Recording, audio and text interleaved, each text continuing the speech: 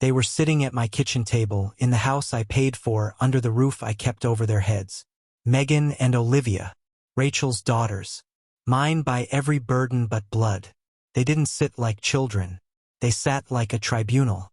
Arms crossed, back straight. No fear, no hesitation. Just cold posture and colder eyes. The light above them flickered.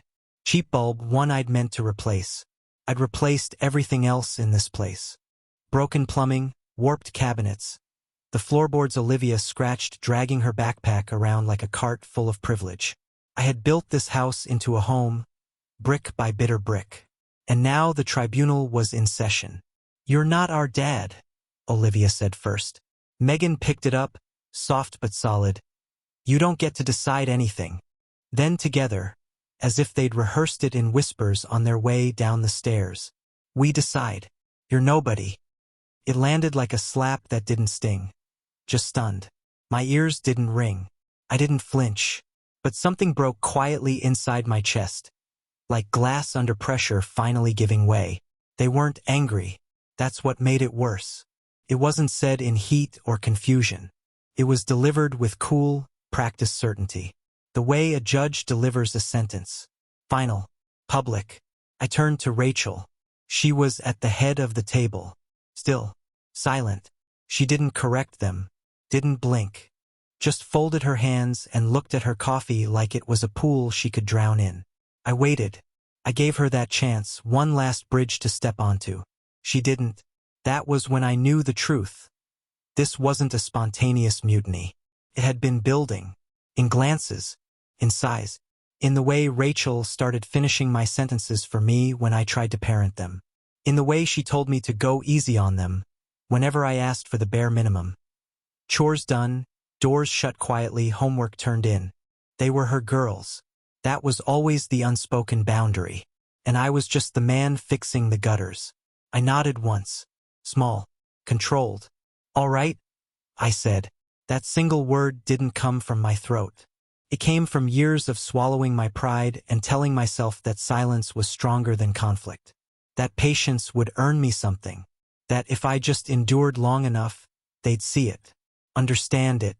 Appreciate it. They never did. And in that moment I understood something else. They never would. They were born into a world where I was already paying. I walked into a burning house and tried to build a life from the ashes, not realizing the fire was still smoldering in all their hearts. Megan was 14 when I met Rachel. Olivia was 16, old enough to remember their father, or at least the version of him they wanted to remember. I never tried to erase him. I didn't wear his shoes. I just tried to keep the floor beneath them stable. But I could never compete with a ghost.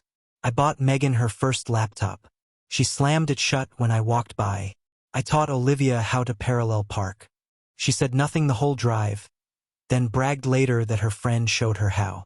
I spent nights fixing their busted Wi-Fi so they could finish homework they never thanked me for. It wasn't just rejection. It was erasure. Day after day. Year after year. Rachel would tell me, "They're just adjusting. Give it time." She said it like time was infinite. Like I hadn't already given years. I was 54.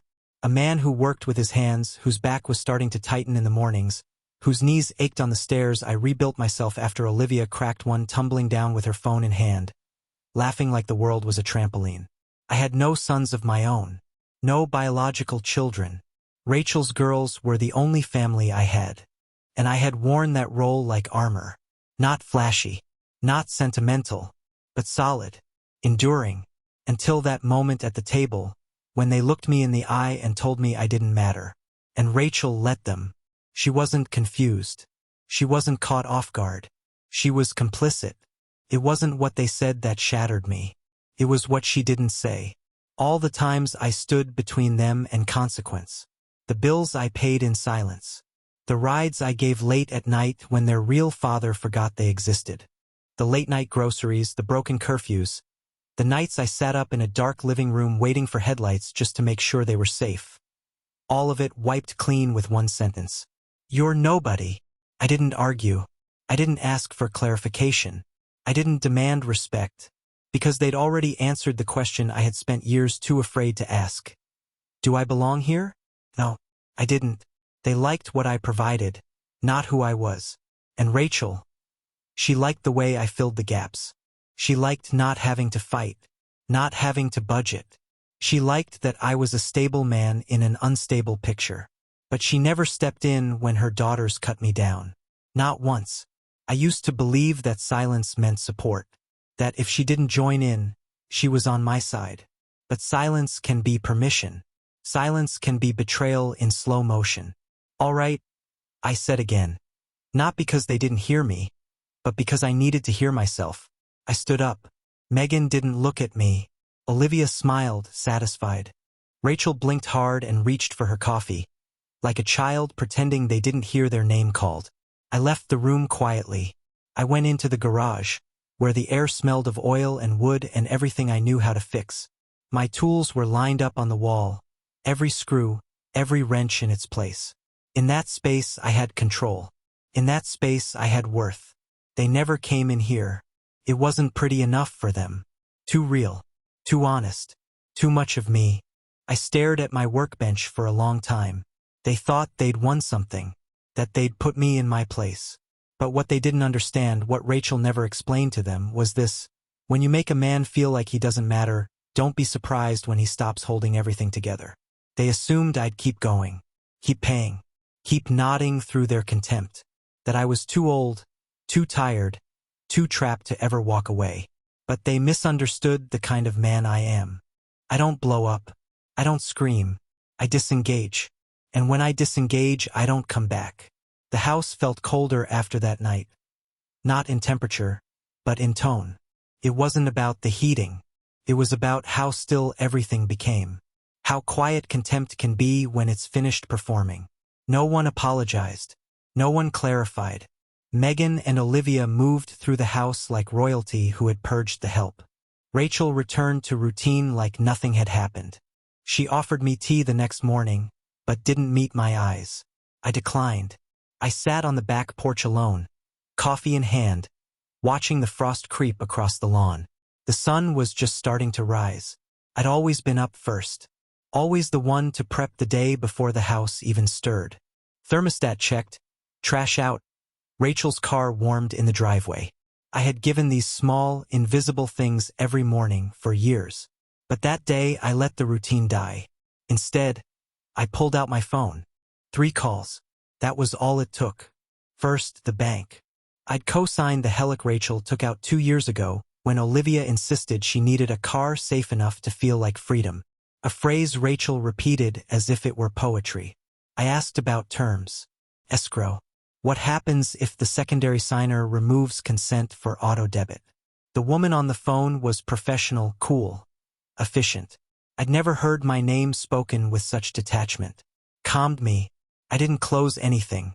I just opened certain doors. Legal doors. Quiet ones. The second call was to the property manager.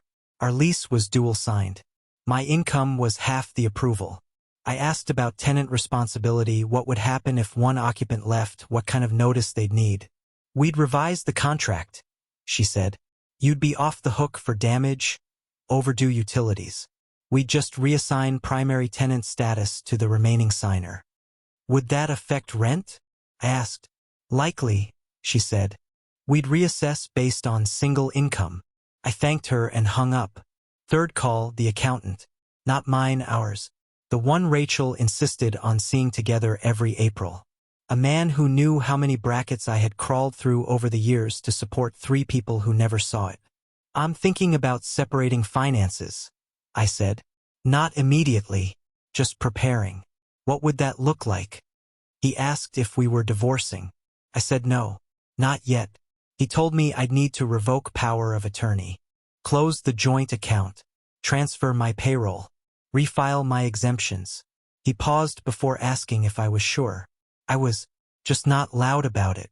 After the calls, I didn't say anything, didn't make a scene. I didn't change my posture. I still paid that month's rent, still refilled the fridge, still sat through 2 more silent dinners. They thought they'd put me in my place, but I was already leaving it, thread by thread, signature by signature. You don't slam a door when you want them to feel the wind. You open it slowly, quietly. Let the cold in one draft at a time. Rachel didn't notice. Or if she did, she pretended not to. I watched her shift her energy toward her daughters. Subtly, the way guilt hides in affection. Megan asked for money for a field trip. Rachel gave it without consulting me. Olivia needed a tire replaced. Rachel paid in full.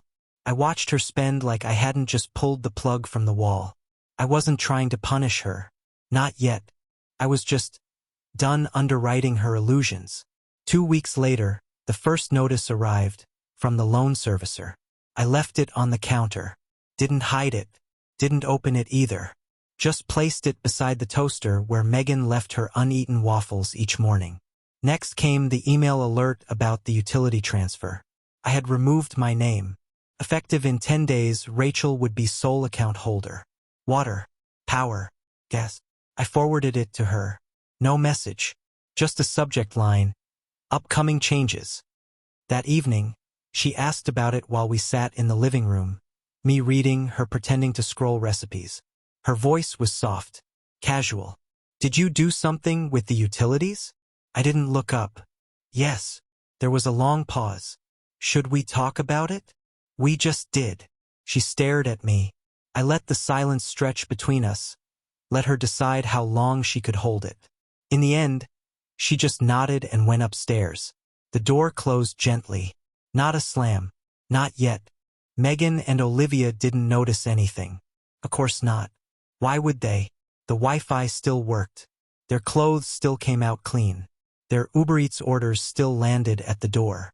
They lived like nothing had changed because nothing visible had. Yet, but under the floorboards, the foundation had shifted. I had stopped paying their phone bills a month earlier. Just hadn't told them.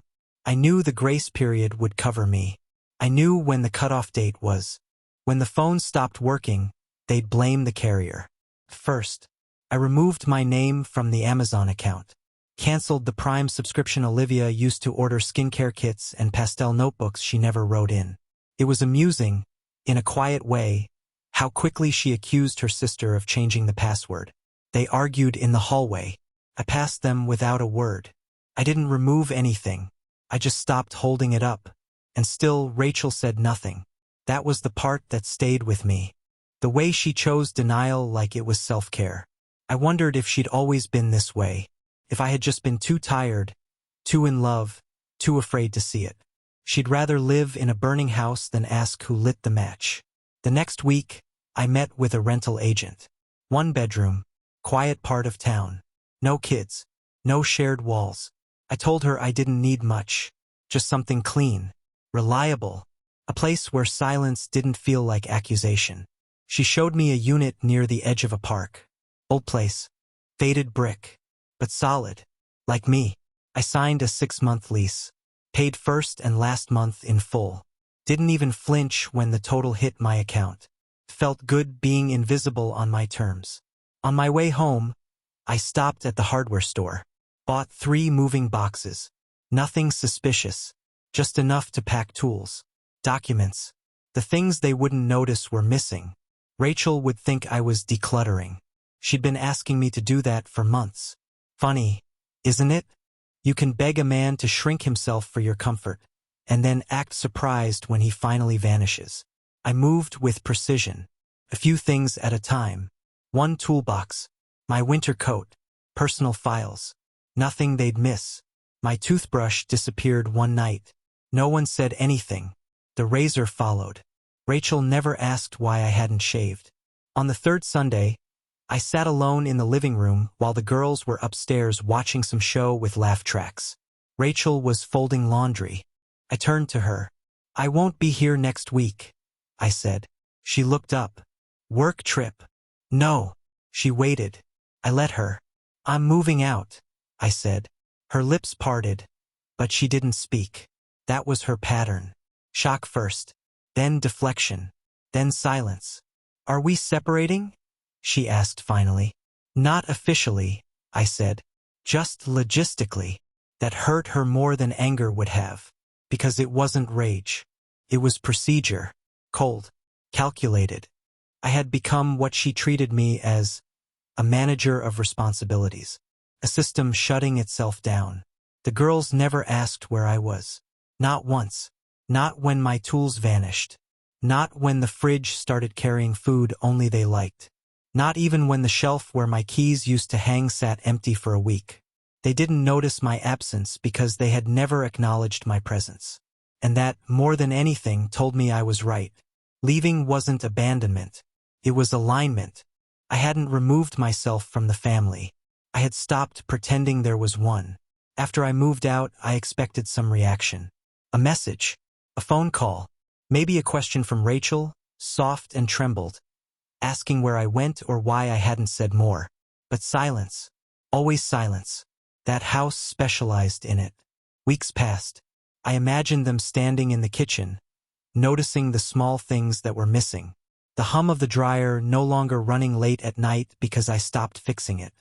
The Wi-Fi slowing down because the bill was due and no one remembered whose name was on the account. The thermostat slipping a few degrees too low and no one knowing the password to unlock it. But they didn't reach out. Rachel must have told them some version of the story. One where I needed space. Where things were complicated. I knew the script. I could hear her rehearsing it in her head, softening the edges to protect herself from guilt. Maybe even protecting them. Maybe. But it didn't matter. The girls didn't ask. They had gotten what they wanted. I wasn't their father, so I stopped acting like one. Still, I kept the utilities in limbo. A few last threads left untouched. I didn't want destruction, just detachment. I wasn't trying to punish them. I was trying to leave. But some debts cling until they're forced off. Rachel texted me once, a week after I left. Are you planning to keep paying your half until the lease ends? No, how are you? No, I miss you. Just that. I stared at the message for a full minute. Then I typed back. I stopped being your husband when you stopped defending me. Sent. No reply. Not that day. Not the next. Not ever. That was the last time Rachel reached out. From there, the collapse was gradual. Not dramatic. Not cinematic. Just real, the way slow decay always is. They kept living like queens. Olivia posted selfies with iced coffee in the kitchen I built. Megan tagged Rachel in memes about girl dinners and single mom strength.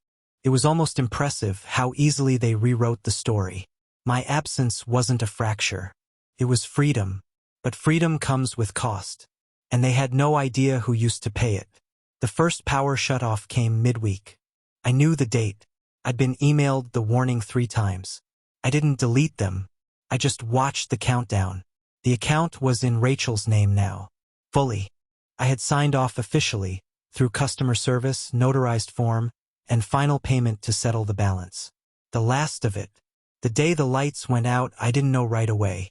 I was at work, grinding through a sheet of steel, the kind of job that makes your bones ache and your mind go blank. But at 9:17 p.m., my phone buzzed. Not Rachel. Not Megan. Olivia. A message. 4 words. No punctuation. Did you cut power? I stared at it for a long time. Not angry. Not smug. Just quiet. It wasn't curiosity. It was accusation. That was their reflex. They couldn't imagine a world where things broke without someone doing it to them. I didn't reply. She followed up a minute later. The Wi-Fi's down 2 WTF. That one made me close my eyes. I pictured her standing in the dark, router flashing, phone brightness turned all the way up to keep her rooted in the world she thought was owed to her. She didn't know what it meant to be disconnected. Not yet. I didn't reply to that one either. The next message came from Rachel 30 minutes later. Is this you? No context. No greeting. Just fear dressed up as suspicion. I replied finally. No. It's not me anymore. She didn't answer. That night must have been cold. I remembered the forecast. Low 40s. Rain coming in. The kind of night that seeps into your bones when the heat doesn't kick in. I imagined Megan wrapped in one of those overpriced throw blankets she made me buy. Olivia pacing the hallway, waving her phone in the air like a sword. I slept better than I had in months. The next day, I didn't hear from them. But the silence was different now. It had a flavor, a weight, because now they knew I wasn't coming back. It wasn't just power. It wasn't just Wi-Fi. It was the floor under their feet buckling, and realizing they never knew who held it up. The next message came 2 days later. Rachel again. Short. Can we talk? I stared at the screen. My thumb hovered over the reply. But I didn't answer. Because I knew what she wanted, a reset. A negotiation. She thought if she acknowledged the crash, I might return as the cleanup crew. But there was nothing left to clean. Just wreckage I didn't cause. Instead, I called the last company still linking me to that house, the insurance provider. Remove me from the renter's policy, I said. The man on the phone asked if I was sure. I don't live there, I said. I don't protect what doesn't protect me. I hung up. That was the final chord. The next weekend, I passed the house on my way to the hardware store. I didn't mean to, just muscle memory. But I slowed as I approached, watched the place from a distance. The porch light was off. Olivia's car was parked crooked in the driveway. The trash bins were full. The lawn hadn't been mowed. It looked tired, like it knew it had been abandoned. I drove past without stopping. That night, Rachel showed up. I was in my apartment, 1 bedroom, clean, humming with quiet. The kind of silence that doesn't accuse you of anything. The kind that lets you breathe. She knocked twice. I opened the door. She looked different. Not broken, just aware. Eyes swollen. Lips dry. Shoulders drawn in like she was holding a storm inside and didn't want to spill it. She didn't say hello. Her first words were, "I didn't think you'd go this far." I looked at her, steady. "I didn't go anywhere," I said. "I just stepped out like you all asked." She blinked. That hit harder than I expected. She stepped inside without asking. Walked slowly. Scanned the room like she didn't recognize the man who lived here. "It's empty," she said. I shrugged. "I don't need much when I'm not holding up the world." She turned. Her voice cracked then, just once. "They're just kids," she said. "They didn't mean it. They rehearsed it," I said. "And you let them." She didn't deny it. She sat down quietly. I stayed standing. "They're struggling," she said. "The lights, the bills, school stuff. Everything's falling apart." I waited. She looked up. Her voice was small. "We didn't know how much you did." That was the moment. The first time she understood. Not completely, not deeply, but enough to taste it. Enough to feel the edge of what it meant to depend on a man and forget he was a person. "I never wanted thanks," I said. "I just wanted acknowledgement. A seat at the table I paid for." Silence again. Then softly, she said, "I miss you." That stung. Because it was true. But not the whole truth. "You miss what I did," I said. "Not who I was." She didn't argue. "I'm not asking for anything," she said. "I just thought, maybe we could talk. About next steps. About what's salvageable." I looked around my apartment. Then at her. "You can salvage the house," I said. "Or you can salvage the truth. But not both." She left a few minutes later. Quietly. No drama. No tears. And I sat in the dark, staring at the wall, wondering how long it would take before Megan and Olivia realized they weren't just living without me. They were living in the absence of everything I used to carry. Silently, invisibly, proudly. I didn't leave with hate. I left with proof. The proof that when a man stops giving, the whole house remembers who he was. I moved into the small place on the edge of town without ceremony. No goodbye dinner. No last look over my shoulder. Just boxes, keys, and the sound of my footsteps echoing in a space that belonged only to me. It wasn't much. 1 bedroom, thin walls, a bathroom fan that rattled when it ran too long. But it was honest. Every bill came to my name. Every light switch answered only to me. If something broke, it was my problem. And somehow that felt lighter than carrying everyone else's comfort on my back. The first week, I slept like a man who'd been underwater for years and finally surfaced. No tension in my jaw. No waiting for voices to turn sharp. Silence, real silence, not the kind that punishes you for breathing. Rachel didn't call again. Megan and Olivia never did. Not once. That was the cleanest cut of all. People like to imagine regret arrives with noise. Sobbing apologies, frantic messages, late-night confessions. But regret often comes quietly, if it comes at all. Sometimes it hides behind pride. Sometimes it starves itself rather than admit hunger. I heard about them through fragments. Mutual acquaintances. The kind who talk too much because silence makes them uncomfortable. Rachel took on extra shifts. The girls complained about money. The house went on the market earlier than expected. Olivia deferred a semester.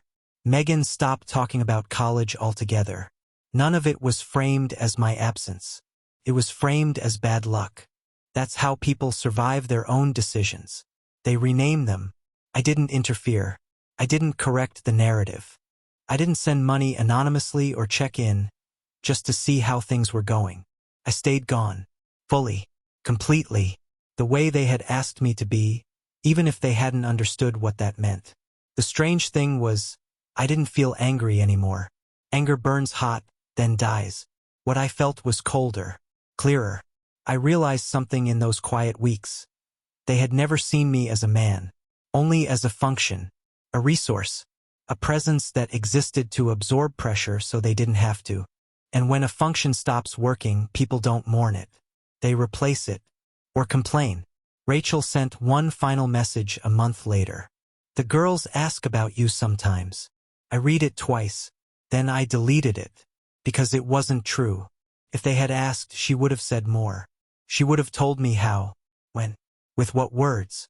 This was guilt speaking through her fingers, not her daughter's voices. I didn't know guilt anything. Winter came early that year. The kind that freezes the ground before you're ready. I shoveled my own walkway, fixed my own heater, sat alone on evenings that used to be filled with noise I thought I needed.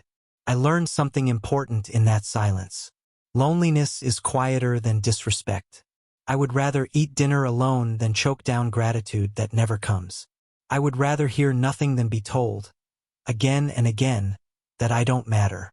Sometimes, late at night, I wondered if Rachel ever replayed that moment at the table. If she remembered the way her daughter spoke. The way I didn't raise my voice. The way I nodded and said, "All right," like a man closing a book he'd finished reading long ago. Maybe she understood now. Maybe she didn't. Understanding isn't guaranteed. It's earned just like respect. Spring came. The lease on my apartment rolled over. I renewed it without hesitation. Bought a new chair. Hung one picture on the wall. A simple thing, a landscape, nothing sentimental. I didn't need reminders of what I lost. I needed proof of what I kept. Myself. One afternoon, I ran into Olivia at the grocery store. She was thinner, tired. She looked through me at first, then recognition hit. Her mouth opened like she might speak. She didn't. She turned down another aisle and disappeared. I stood there, holding a carton of eggs, feeling nothing at all. That was when I knew it was over. Truly over. Not because of closure, but because I didn't need it anymore. They had wanted me gone. So I vanished legally, financially, emotionally. With deadlines I no longer extended. With boundaries I no longer explained. The lights didn't just go out in that house. They went out in the illusion that I was optional. That a man can give everything and still be treated like excess. They didn't lose me. They lost everything I carried in silence. So now I ask you, the one listening, the one judging from a safe distance. Was I wrong to stop holding them up? Would you have stayed knowing your worth was conditional? Or would you have said, "All right too," and meant it the way I did? Because once a man learns the cost of being invisible, he never pays it again.